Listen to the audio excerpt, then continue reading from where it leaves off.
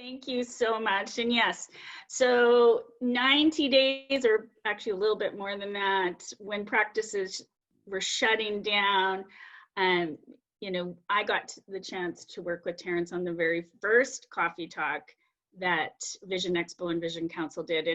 And, you know, we talked to people who were obviously going through a lot because it was the initial shutdown and what practices were going through. And it's going to be interesting to talk to people about what the last 90 days has looked like. And you know, again, we've got all three sectors here, so I'm sure we're going to hear some different feedback as well. But let's get at it because we've got 4 very interesting panelists. I'm gonna go to each one and get them to introduce themselves. But on the very first coffee talk with me was Dr. May Fleming, so I'm going to start with her. Okay. Hi, everyone. I'm Dr. May Fleming. I graduated from UC Berkeley Optometry. I am the founder and practicing optometrist at Luminance Vision Optometry, which is in Lafayette, California. For those of you who don't know where Lafayette is, it's about 15 minutes east of San Francisco. So we are San Francisco Bay Area. I specialize in dry eyes and ocular aesthetics. My practice is also an independent eyewear boutique. We focus on delivering unique, like style-centric customer experiences. So that's my background. Thank you. Thanks. We're going to jump over to Ryan. Ryan, tell us a little bit about you. My name is Ryan Horne. I'm currently in Saskatoon, Saskatchewan. I have 2 stores called Spex by Ryan, originally in Regina, Saskatchewan.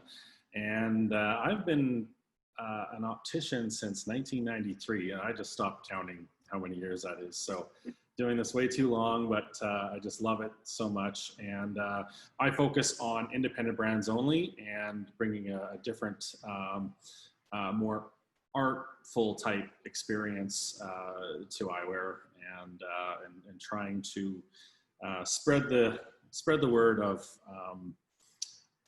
the independent voice and artists that we all showcase. So it's good. Yeah. Great.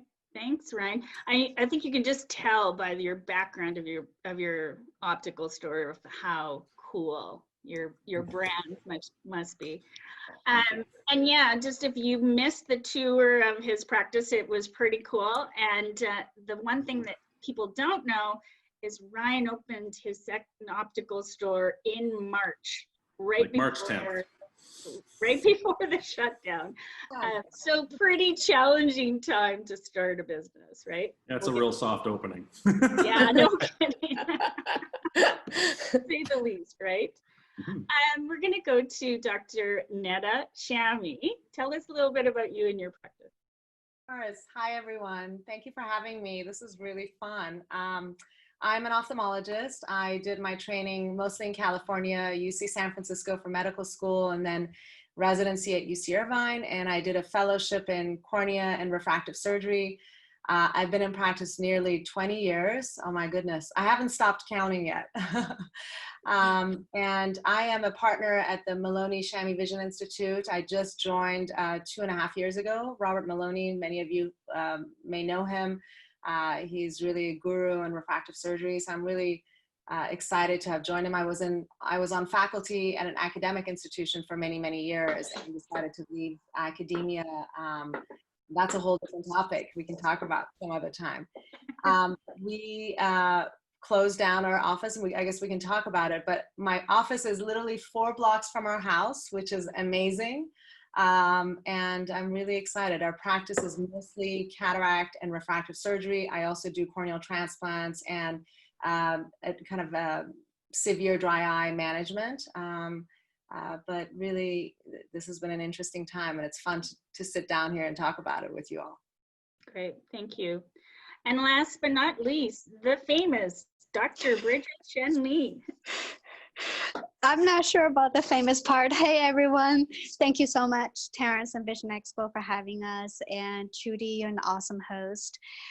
So my name is Bridget Shanley. I am a private practice co-owner in Houston. The practice is almost 21 years old, and the practice is I call it high touch, high end, high tech primary eye care with specialty medical services. So 3 specialties that we provide are ocular surface disease, scleral or specialty contact lens, and myopia management.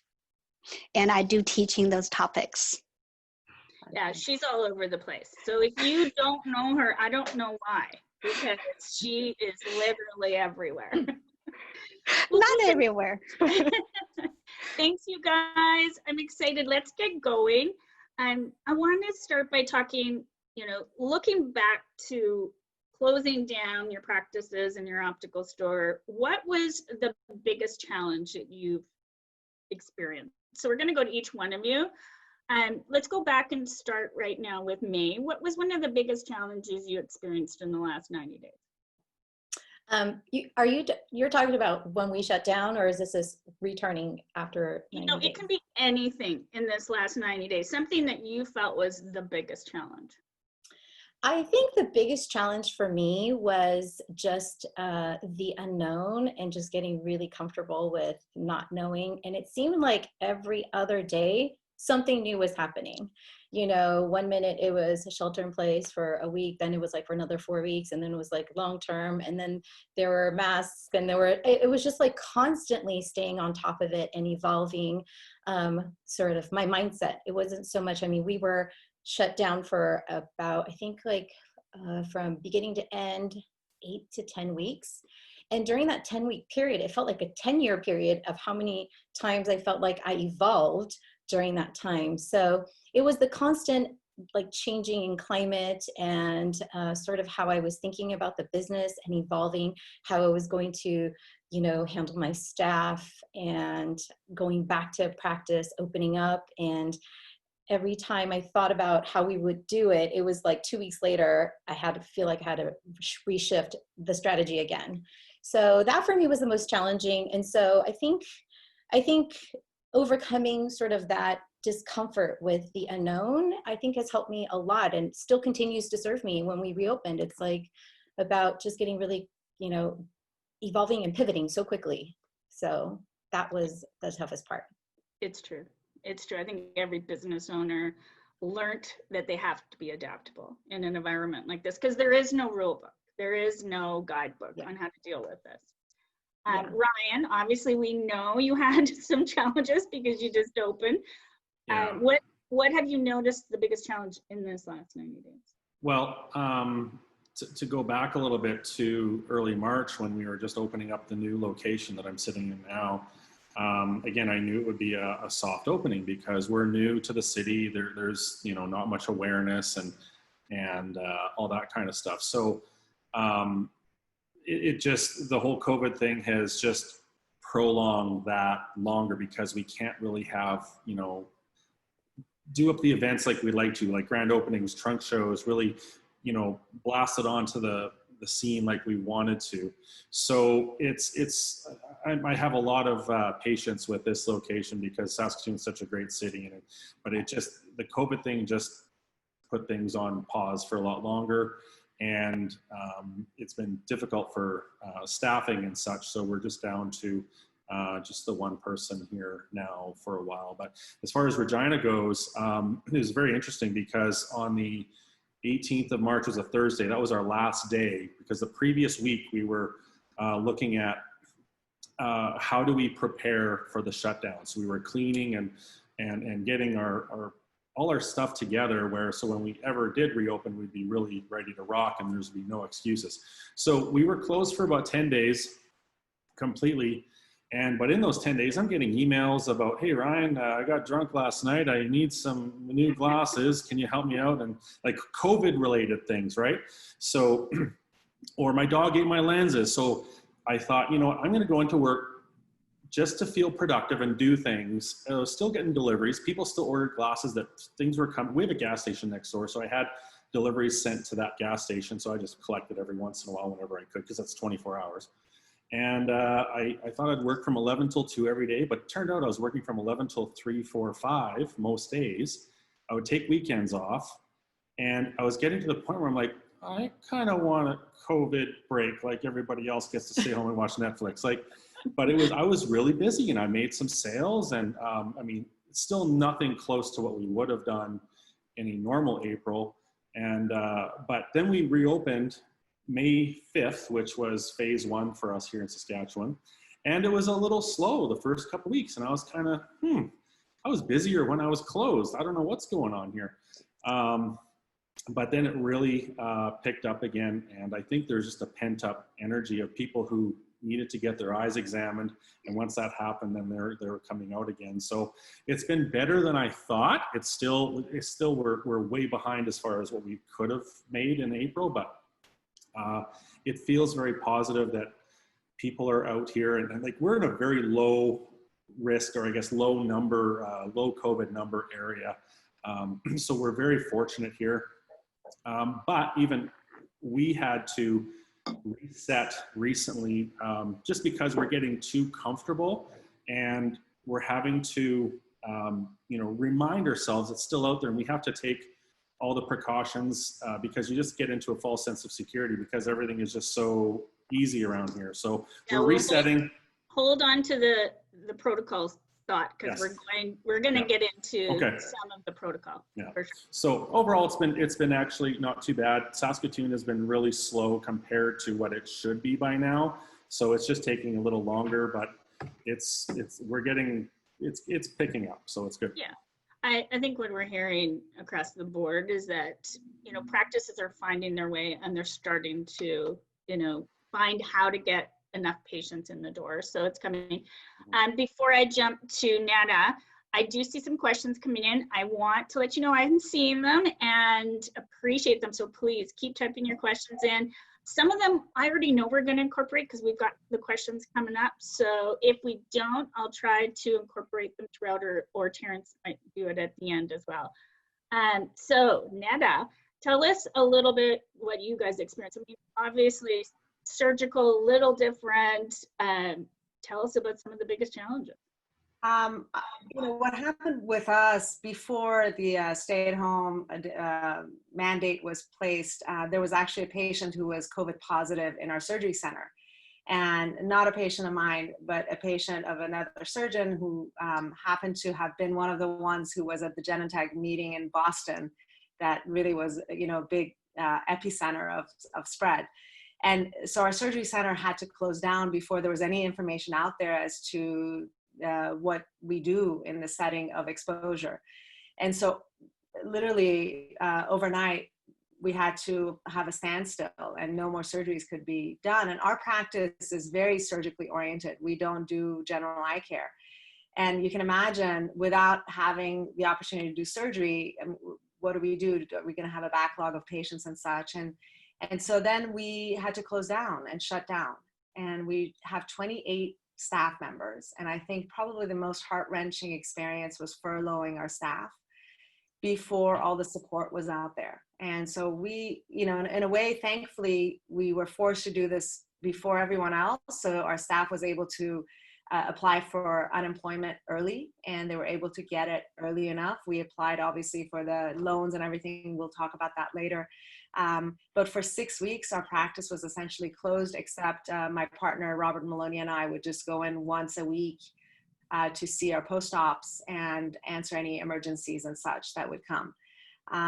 So I think that was the most challenging. And now that we've opened, probably the most challenging has been addressing the concerns of our staff members, the fear that they have about coming in. And we see a lot of patients.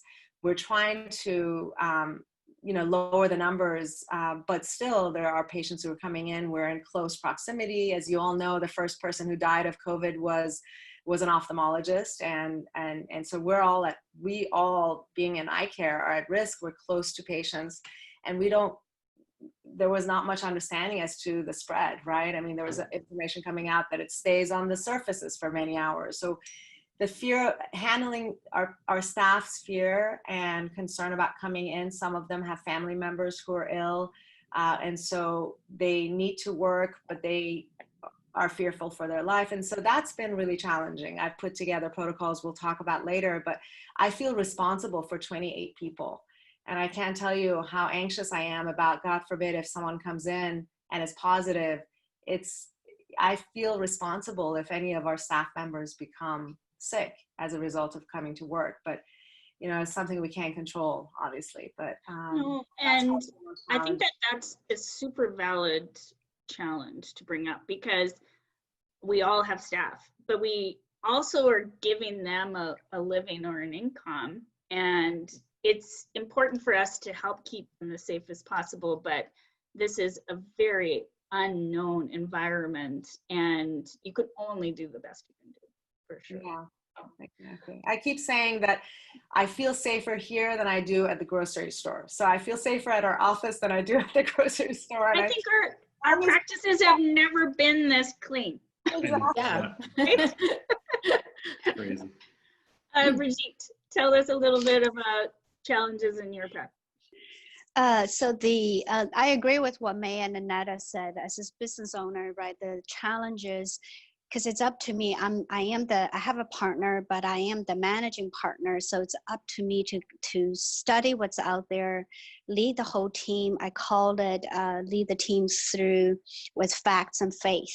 I actually have a Facebook album. I documented the whole journey with photos ever since March when we first opened. So before we closed, I had to create protocols to move our operation online, because my goal is to keep as little, not as many my staff members on unemployment as I possibly can. So during the closure, we're closed for 7 weeks from March 22nd all the way through April 30th. I'm really proud to say that only 3 of my team of 10 people went on unemployment just for a month. And then during the month of April, it's applying for PPP, applying for EID. I'll try to get that done. Then Texas is one of the very first states to open. But what do you open with? What are the protocols? How do you keep the patient safe, keep the team safe, and how do you educate? Because we have a team of 10, that's 10 families, extended families. How do I keep everybody safe so that we can take care of patients? So the challenge is just like what May said, things are changing, and unfortunately, for the lack of the right leadership, we didn't have the mask order. So the Texas now is one of the hotbeds in the US, and then everything changes again. So it's just this constant adjusting, creating protocols, make sure everyone understands the why behind the protocols from the staff to the patients. Because what I've learned is clear, effective communication and extreme patience is super important through this whole process. And for me personally, I'm just tired of waking up at 3 a.m. and I can't go back to sleep. So every time I get like 3 nights in a row where I can sleep through the night, that something happens. So right now we're in that state again, and I've been waking up at 4 and I'm like, ugh. So I've given myself an hour. If I can't fall asleep, I just get up and work. So for me personally, it's just this sleep interruption. But for business, just like Neda and May, I think I have the cleanest office in the whole city. It's a fort in here. There is no virus within this environment. But then it's leading the whole community, because we've been here for 20 years. We have almost 23,000 patients. So the good news is, yes, our business is down. We're about 25% down for the 3 months that we've opened than the same time last year. But our patients do feel safe in bringing their families in. So we just have to write it out. Yeah, I mean, because this isn't over. No, it's not. We're at the 90-day mark. This is not over. And so the tips and things that we're learning from you guys right now, we're going to be taking through this. And I know Terrence mentioned, I'm the owner of Marketing for ECPs. We're a digital marketing agency, and I see a lot of supplier partners online. So hi, everyone. And I want to say, like, everybody's been affected. It's not just the front line. Obviously, all the supplier vendors, we've all been affected. And I, in some cases, feel like, I've never worked harder than I have in the last 90 days. For less business. But I'm certainly impressed with what everybody in this industry has done to support each other and get through it, and develop resources. It's been an amazing journey. Not that I'd want to go through it again, but it is pretty cool to see what people and businesses have done. Okay, so let's get into some of the actual logistics and operations. And I'm going to go to Bridgitte and Neda for this question. Is tell us about your booking of patients. So, how are you handling it? Are you guys open longer hours to get more people in? How are you spacing out? What did you do with the backlog while you were closed? So tell us a little bit about that. Do you want me to go first? Sure. Okay, so before we close, we actually moved our admin online. I created a Google Drive. So we actually, even though the physical location was closed, during those 7 weeks, each one of my staff took turn and we answered calls live from their home. They were able to do it from their home because we created a secure offsite login into our EMR system. So everyone worked from home. So we're able to move the patients around as the rules in Houston changed and also as the cases blew up. So the communication, patients were able to reach us through the whole time. So when we did open, we have 3 doctors. What we did is we opened 6 days a week instead of the traditional 5. And one doctor, my partner took Monday, Tuesday, I took Wednesday, Thursday, my young doctor took Friday, Saturday. So we run 2 entire weeks with just 1 doctor, half staff, 1 patient per hour. We eased into it. And then we did 4 stages of 2 weeks. And then the second 2 weeks, what we did is the 2 partner doctors, because we have fuller schedule for 2 half days during the week, we would overlap and bring 1 more staff in. So it took us entire 8 weeks to build up to running the 2 partner doctors going full time and going back to 5 days a week. So toward the end of now, we are still not at 3 doctors in the office. We are at 2 doctors in the office 5 days a week. So we're not open 6 days anymore. And the young doctor is still on part-time schedule. So she was hired as full-time. She started March 7th and then we closed March 17th. So she's on schedule Fridays, Saturdays. We're hoping to add 1 day a week gradually in the month of August, or maybe 2 Thursdays a month. So it's a gradual build up because we have to have patients for her to see. So she's picking up with the relief work. And we are still, we 2 weeks ago, we started about 1 patient every 45 minutes because we are primary care. We do glasses and contact lens with patient schedule back for specialty services. I just told the staff last week because Houston cases are blowing up and we do keep our front door locked and we make our patients call us at the door because we have very, very tight screening process. So we are now back to 1 patient per hour because we actually and that's tough, right? Because yeah, it is hard. No, because we spray, we disinfect before every patient, after every patient. So you have to add all this extra time. So we're back to 1 patient per hour, 2 doctors running schedule because our location's not that big. It's only 1,800 square feet with 2 exam lanes and 1 treatment room. Yeah, Neda, tell us a little bit about your scheduling. Yeah. We opened the 2nd week of May, and we started off with 30% less time, slots open for patient care. Pretty much right off the bat, patients were obviously on the backlog and they were excited to come in or really anxious to come in. Surprisingly, it was more the younger LASIK patients who wanted to come in. And not so much the cataract patients. And now in retrospect, when we think about it, it's understandable. The older cataract demographics of patients were afraid to come in, whereas the younger patients were, ready to rumble as soon as the doors were open. I think they're still ready to rumble. Exactly. We have a very strict screening process, including checking temperature, which I'm not sure if it's that useful. The questionnaires and such, and we have asked patients not to come with a companion, which has led to some interesting, at the front desk, some conflicts at the front desk. But really, we're trying to do as much as possible to have the least number of people in the office. Social distancing is critical in this, as you all know, and everyone has to wear masks. We're really vigilant about having the right masks for our staff, and then the patients coming in, we're were really strict on what kind of mask they could wear, sanitizing everything. We have shields on our slit lamps. We time how much time we have in the 6 feet distance with our patients. We try to keep it less than 15 minutes because as we now all know, it's that 15 minutes time gate of being within 6 feet of someone that puts you at risk.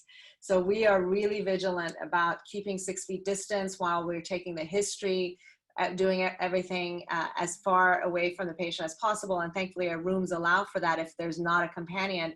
And then when we have to examine, we try to be as efficient as possible and keep it under 15 minutes. Yeah, it's a system now, right? Yeah, we have a system down. And you know, it's interesting. I think the part that made me nervous initially when we started was not so much how much control we had on our contact with our patients and how we could limit our patient contact, but it was more about our staff, because there was this kind of misperception that we, the staff and the doctors, were safe and we don't have to necessarily social distance from each other.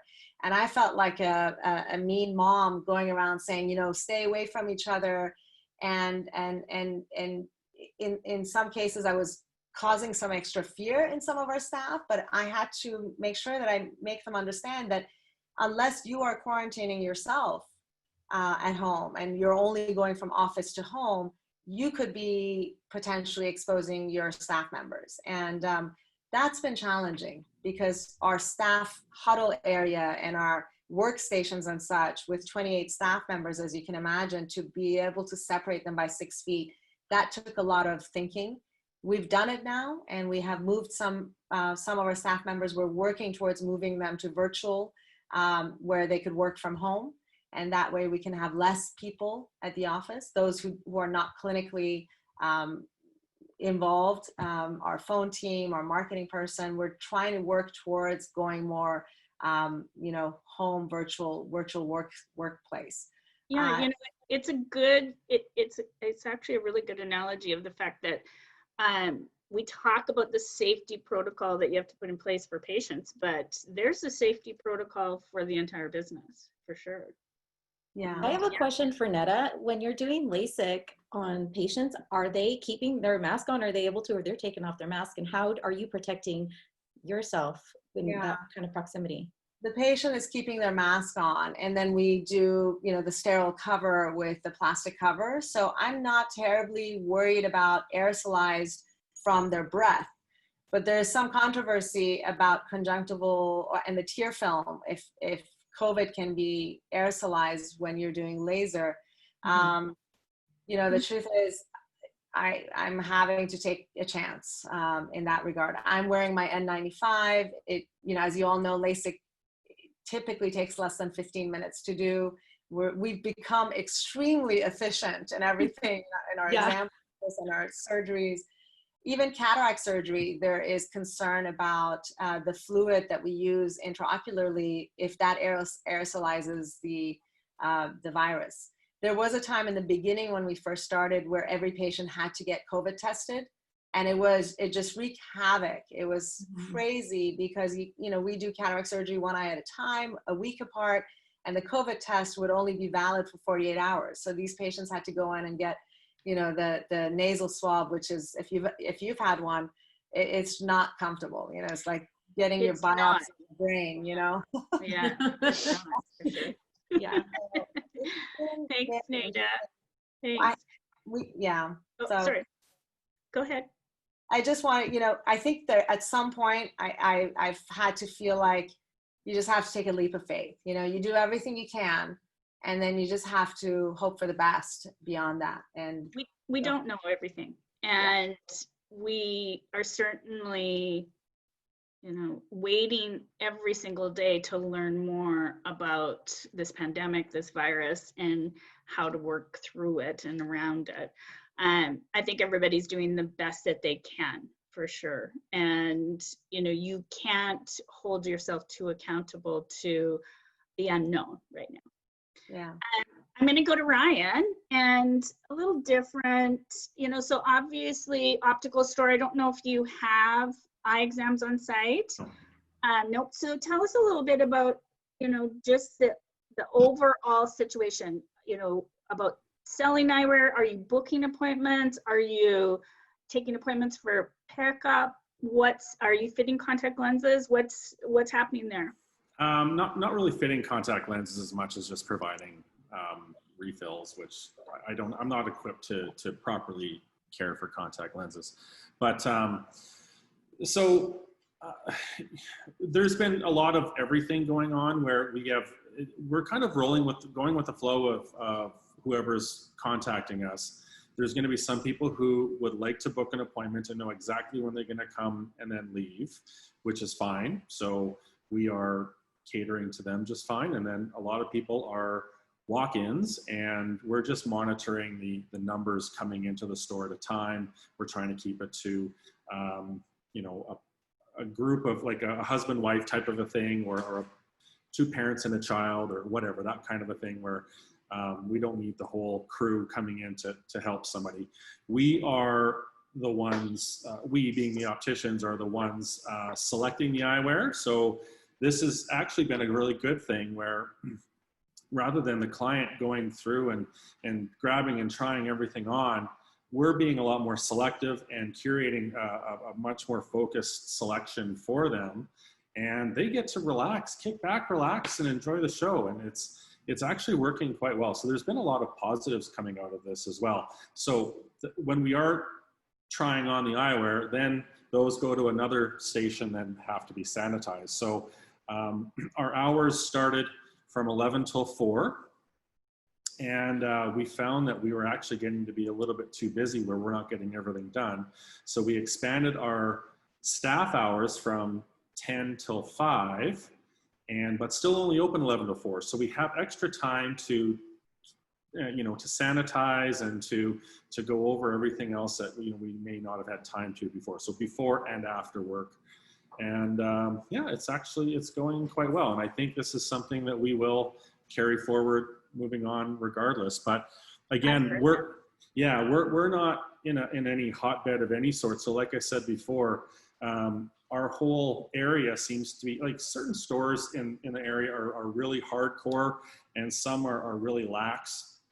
So you know, I think we're just trying not to get into that false sense of security. We want to you know, do things right. We're not necessarily in a Houston type situation, but we want to get back to, oh yeah, this is a thing. And we don't want to be the ones where people say, oh, I got it at Spex or something like that. Cause that's just the worst, you know, kind of shaming thing you could ever go through. So they will report it in the media for sure. Absolutely. So no, it's something where we're lucky to be where we are. However, we're resetting, going back to a little more strict, and we're actually got these nice signs made up that are actually visible, because I'm actually finding myself, whenever I'm out shopping or in a restaurant or something, although all these signs are becoming white noise to me, you know, like it's something that we were so used to seeing all the time. And, you know, the first thing you see on a door is like, here are the symptoms. Well, like, I'm not reading that. That was like 3 months ago, but there's still, I need simple, clear instructions whenever I go into a business of what am I supposed to do? Where can I go? And so we're getting better focused at that. So, yeah. You know, Ryan, just on the same note of everything that you've said, the one thing that I've heard from other clients is the fact that, you know, they are loving some of the new systems coming out of protocol, being need to book it, you know, an appointment to pick up my glasses. And I have heard probably 20 opticians say, you know, this is so great. I can mandate them to sit down and let me choose the eyewear. I'm choosing 5. They're picking, you know, a couple, and they're loving them, right? Yeah, and you're not just that one store, that one place that all by yourself that's doing it, and nobody else is doing it, because the whole world is doing it in whatever industry you're in. You are allowed to have tighter rules, and people will go for it, and it's fine. So we can be much more efficient, and it's really good. So May, I'm going to direct this question over to you. So Ryan mentioned signage a little bit. Are you utilizing any signage in your practice? What's working? you know, during all this, what's not? And Yeah. what have you found are best practices? Yeah, for sure. When I returned and we reopened, I also did, I know Bridget touched upon this. We also did a gradual sort of reopening. I think it was all like part of a little bit testing the water and just knowing how to staff properly, knowing how to schedule, and not to mention, I mean, all the protocols that needed to be in place. Like, you know, I found myself initially, I would remember to do some of the protocols, and then I would just kick myself and go, oh my God, we forgot to, you know, disinfect that countertop, and just be freaking out internally. So we also did a gradual reopening. And I noticed the trend was back in May, when we just started to reopen, people were very hesitant to come back. Our schedules were not full. And the schedules were very social distance, more than we wanted it. But yeah, so it was about building that trust. And I realized that a lot of people, you know, didn't know what was going on. Number one. Number two, they didn't know we were even open. So we have a lot of signage. I've never had so much signage everywhere. So I started with a huge banner in the front of the practice outside. And all it says is open for eye exams and eyewear. So I think that just helped, because really nobody knew who's open, who's not. What's really important and worked for my practice is updating our Google listing. So going into Google listing and actually updating that, and, you know, letting everyone know we're open, these are hours, what is the protocol, what can you expect, so that will build that trust so they will come in, and also just to let them know how it's going to be done and that we are open, you know. So that updating our Yelp page, we have a ton of signage on the front door. You know, it's wear a mask, no entry. There is, the front door is locked, call us. There are, can you answer no to all of our screening questions, you know, not having travel, no symptoms, no fever, things like that.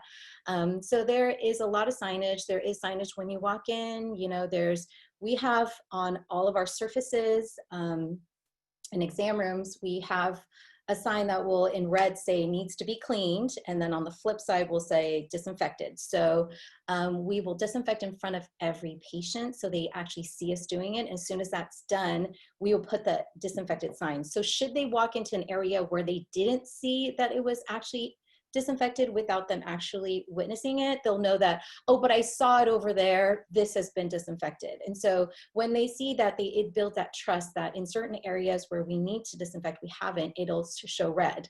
And then if that's the case, you know, we can't be everywhere, every place, and make sure everything is perfectly disinfected. So it'll say disinfected, and we'll say stop, hold on. And everybody's been very patient, and I think they appreciate that. We get our patients thanking us for, thank you for keeping it so clean. And really, truly, it's not just for them, as Neda was saying, it's for my staff, for myself, and as Bridget mentioned too, and all their families and everybody else. And certainly, I don't want my practice shamed for, you know, spreading COVID. So anyways, yeah, I think the banner has worked really well for us. People know that we're open, and updating our Google page and Yelp page as well.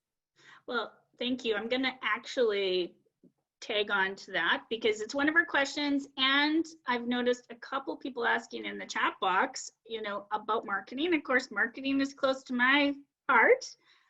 Owning a marketing agency. Can you guys maybe each just tell me a little bit about, you know, communications? What are you doing for marketing? Are you marketing? You know, Google My Business, changing your hours is a marketing. Yelp is marketing. And so are you marketing at this time? And if not, why? So maybe Ryan, give us a quick little, yeah, great. Well, through COVID, there's been other opportunities that have happened as well. So with where we're at, for example, safety eyewear has become huge. So hairstylists are mandated to wear safety eyewear and have a mask. And so I thought, I'm going to, you know, put it out there in a package format where we can provide safety eyewear. And so that was a way to market in a time where, you know, maybe people weren't interested in regular eyewear, but anybody who, regardless of prescription or not, there's a lot of people who were requiring safety eyewear, and including health professionals, of course. So then I brought on a local artist who makes masks as well. So there we go. There's one thing. So I blasted that out. It's been very strong, and I'm getting new people coming in who wouldn't necessarily even know I exist or even care to come in. And then there's another thing that happens. We all know what happens when you put a mask on and then you put glasses on, right? And to all the doctors out there who are used to wearing masks all the time with glasses, I'm just shocked this is all coming to light right now for me, that fogging has been such an issue, and nobody's ever really brought it up to me in complaining. So bringing on anti-fog solutions. So these little things are opening doors for us and introducing us to a whole new clientele. And it's not something we're gonna get rich on, but it's just a way to get to new people. So that's been really fascinating, I found. And yeah, and other than that, it's way to get innovative and look for new revenue streams, right? Mm-hmm. I've actually heard a couple people talk about safety eyewear, because the kind of ready-made over-the-counter safety eyewear is crappy and uncomfortable. Right. And so it is an opportunity for the eye care industry for sure. Right. RX. And I've been bugging designer friends too. It's like, okay, can you just design a couple styles in different sizes, so at least somebody who wants something of quality and of a little bit of style, at least to say, you know, like I was bugging Patty Pereira, like, come on, like, let's get some Barton Pereira safety eyewear. Or maybe some fancy shields, you know, and you can put the shields on your Dior's. It's our new reality, and people want to look good. And sure, it's going to still be safety, but why not have safety chic, you know, something good? Well, I know there's some frame manufacturers on listening right now. So there you go. And you know what, this is what I've said all along for even problems we've had in the industry with like not enough like massive eyewear for big-headed Canadians like me, or ultra petite. They make all these styles in a kind of a section like this when there's large and small that are not really getting serviced very well. So what I always say is, you can't tell me that everything you're designing and making are all bangers. They're not all great. Take a couple styles that just, you know, that you took a chance on that aren't going to work, make those either big, small, or now even safety eyewear. And I know it's hard to make them sexy, but get something going, at least in a few sizes, that somebody could say, hey, I have something that I'm going to spend money. If I got to wear this every single day, I want something nice. Right. And so Terrence, you get on that for me too, buddy. Yeah. So amen. Amen. I am always down for safety chic or chic anything. Oh man. And then you model it and then it's like game over. It's like sell out across the world. Hey, you guys, we've got about 10 minutes left. I want to get to 2 more questions. The last question is really important because it's where you're going to share a success tip or, you know, a great tip. I do want to go to Bridgitte for one question, and because she kind of, you know, prompted me to put this question in there, and that is, you know, incorporating technology at a time like this, incorporating, you know, new procedures, but also, you know, she also talked about taking advantage of government subsidies, PPP right now, like what, so maybe give us a little insight into that. Hi, I would like to just add on something to what you just said about marketing. There's a very effective, non-expensive, it doesn't cost you any money. Everyone already has it. Use your existing EMR in your patient database. So in April, May, before we went back, we sent an email to the entire patient database outlining our security protocol. So everyone has it in the email. And the month of June, we sent an email out explaining the full myopia management program, because all 3 doctors became certified in prescribing MiSight, and we also added Ortho-K. So we gave a nice newsletter to the entire patient database, letting the parents know we now have full scope myopia management, all treatment options. That's for the month of June. For the month of July, we sent out finally official email welcoming our young doctor home, because she actually worked for us for 10 years before she became a doctor. So we made it kind of cute. Jen is now Dr. Shen. Come see her. She's the same person that I've gotten to know in the last 10 years. And for the month of August, we're going to send a reminder back to school eye exam, even though it's online digital learning for Houston to start the school year. But it's important to look for digital eye strain symptoms, and we are going to offer packaged eyewear solutions with that. For September, we go back to medical services. Okay, so now back to the question that I brought up with Trudi. I don't know, just show of hand, how many of you have received PPP and the EIDL loan? So yeah. So we got both too. So we are coming, I'm glad the PPP regulation changed, so we're able to put more to where we can pay toward the rent. So the documentation and organization is very important. My bank still doesn't, because the government was able to extend it, the bank still doesn't have the form yet. So we are tracking everything ourselves in a separate Excel spreadsheet. So for PPP, I believe the bank is required to put it in a completely separate account to make the bookkeeping easy. We went ahead and did the same thing for the EIDL loan. So our local bank actually created a completely separate account so we can make the bookkeeping very easy to track.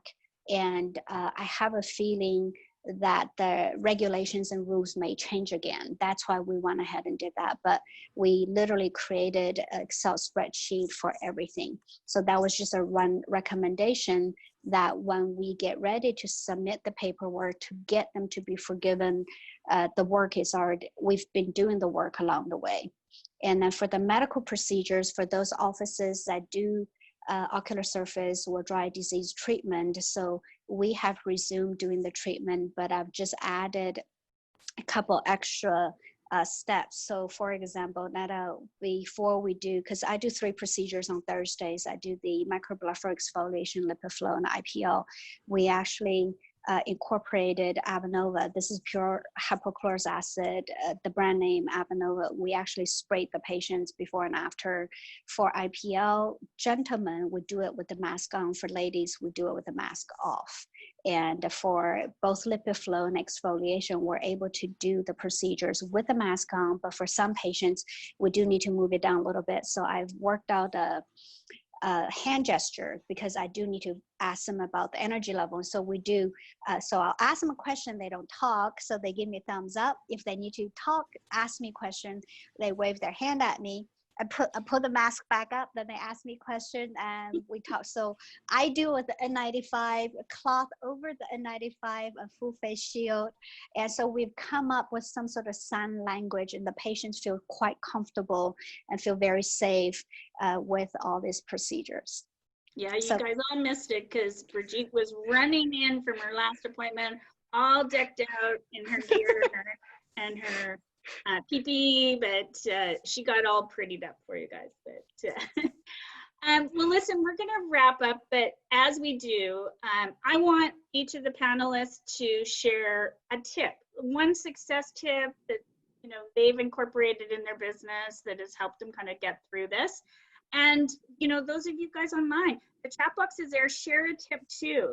So we're gonna go back to May to start us off with a tip to wrap up. Sure. I like Bridget, just want to touch upon the marketing in like a sentence or two, which is, I just am a big believer that you should always be marketing. So whether we're in a pandemic or not, we're always marketing. It's just that your marketing strategy and goals might just evolve and change during this time, but always be marketing. So that's not my tip, but it is something I wanted to talk about. But I think my biggest tip would be sort of something that I practice myself that I found to be helpful is that, and I'm big on the mindset. I feel like everything in my practice, and actually it translates in every arena of my life, starts with the mindset. So I want to just share the tip of always have like that infinite mindset, and especially now more than ever. And that is, that infinite mindset is to keep in perspective what our values and our practice philosophies or business philosophies really truly are. And more than ever, always be aligned with that. And right now is not the time. I think just like seasons in life, seasons in our practice, this may not be the season where we're hyper growing, that we're reaching these record numbers or grossing a certain amount. So don't be so hyper-focused on the revenue and the numbers, and be more focused and realigned with the values and thinking infinitely, and how we can be resilient during this time, deliver what our practice values and philosophy are set forth to do, which is, like in my practice, it's to elevate their lifestyle, everyone's lifestyle, and get them engaged and active in their eye care and building those relationships and rapport. So getting back to that, and thinking about resiliency and really weathering this pandemic, because it's kind of here for a little bit of a long-term, short-term. I'm feeling more long-term right now. And so just being resilient and think infinitely, and don't be so hyper-focused on the fact that maybe it's a short-term loss. It's fine, you know. We may need to take a few steps back and to really move forward and enjoy the journey. I know that's hard to do right now, but Yeah. It's still part of our journey. I love it. Great. Ryan, tell us a success tip. What May said, like that, yeah, to a T, just to stay positive, stay focused on the big picture, and to be smart. For us, I've actually started to reinvest a little bit into my inventory, because I didn't know in May what was going to be like, and then June showed some promise, and July showed some promise. So it's time to look forward, and to move forward, and to be brave. And I guess that's how I've always run anyway. It's like you have to believe in yourself, and if you're just going to sit and wallow, well, things are no good. Well, they're going to be no good. So yeah, stay positive. I love the be brave. Be brave. Be brave. Neda. Can I add to that? So I love, May, what you said about having a life philosophy that you stick with, and at times of crisis, more than ever, that you need to revisit that and maybe fine tune it further. And my life philosophy has always been to find opportunity in crises. I mean, my life was built on crises. I'm a child of revolution, and you know, I immigrated at a time that was really formative in my life. And at the time, it felt like it was the end of the world. And I can't tell you how many times I fall back on that crisis and how it built my character. And so in a way, in a kind of an unusual way, I'm grateful that we're going through this, because I feel like our children needed a story, that this was their story, and we too can find opportunities in this crisis. Our practice, I mean, personally, I've found so many opportunities. My husband and I have never been more connected than we are now, because we're finally centered on our family in a way that we're not distracted by everything else that doesn't matter and frivolous things outside of our family. And our practice has also evolved, and we found opportunities such as building a virtual platform where we do virtual care. You know, we're doing LASIK consults now virtually, which has been absolutely mind-boggling for me that we never thought about it. And patients love it, and we're seeing more consults than ever before. You know, offering our staff opportunity to work from home and be able to, you know, enrich their home life. And we've just become much more grounded. And I think always looking at opportunities whenever there's a crisis, whether it's a personal crisis or not, there is always a silver lining in everything, and you just have to look for it. And when you do, then you look back on this time, and I'm going to be nostalgic about this time when it's over, and I'm going to remember, you know, the fact that I'm exercising more, I'm spending more time with my family, I'm cooking more, and I'm loving my work in a way that's not about the bottom line dollar. It's about the patient care. And I challenge all of us to do that. Oh, we'll remember this time. That's for sure. Bridgitte. Okay, I agree with everyone said, and I love the talk on mental health, of choosing positivity and choosing opportunities. So one of my staff brought this to me. So as a business owner, and this is also to all the managing doctors out there, create the process. I'm going to show you something that we created for our staff. So this is a little plaque. It sits on the, we've reused all of this because I had to clear the counter, so we repurposed it. So on it, let's see. It's the detail. I'll take a picture and then put in a comment. It's the exact script. So we have created lots of little process to make it easier for the staff, because the team members are getting bombarded with calls, with the questions. So that's the script that's next to the front desk computers for the staff. They literally just have to read it. When we book every appointment, when they confirm every appointment, this is the script that they go through. So as a business owner or managing doctor, go all the way through, create the exact process for the staff. They totally appreciate that. And that process changes as the positive cases change in Houston. Thank you. Thanks. Plus everything everyone else said. Plus everything else.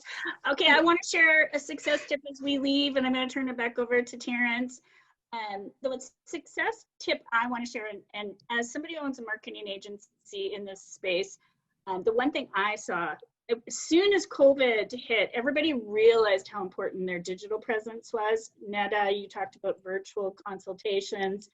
And I saw this force people to look at innovative solutions, from e-commerce, which they never wanted to investigate before, to, you know, doing a virtual consultation, training people how to wear contacts online on a Zoom call. And I saw people get innovative. And the biggest thing that I want to share is continue to build your digital practice. This is an opportunity, from your website to your social media to virtual consultations to e-commerce options that have been popping up, is build the digital part of your business, as well as, you know, the protocols and everything that you need to do to get through this, but continue to look for innovation, even from some of the innovative ideas that Ryan had from Safety Eyewear.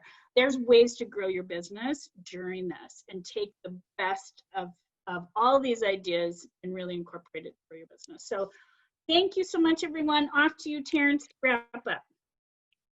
What a way to end this. That was a really great last question, Trudi. You know, and it's just amazing to see all these panelists, very successful in their own right, and where their real focus is. So thank you all for just being vulnerable and sharing all that information.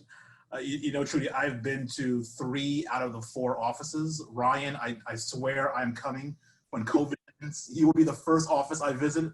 I plan on coming to your grand opening. We will get the RCMP to escort you in a motorcade, and yes, the full red carpet affair, because you are the optical poet. Thank you, Ryan. You're the man.